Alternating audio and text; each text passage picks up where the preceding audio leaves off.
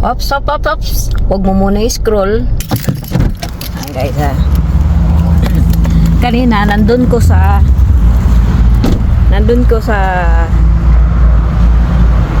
Shell.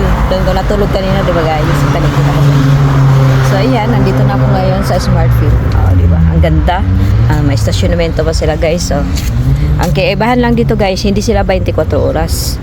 So, kaya kailangan ko magposto sa ibang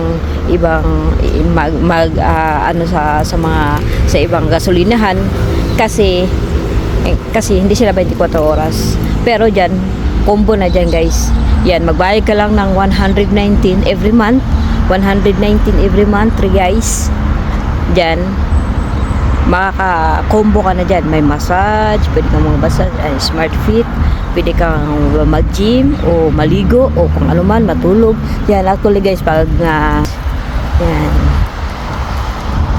O yan guys, so maraming salamat po guys, and God bless sa ating lahat. Huwag po natin kalimutan mag-like, share, and follow for more update video mga kababayan.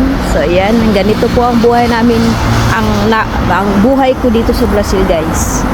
Yan, pagala-gala pero umi-income guys.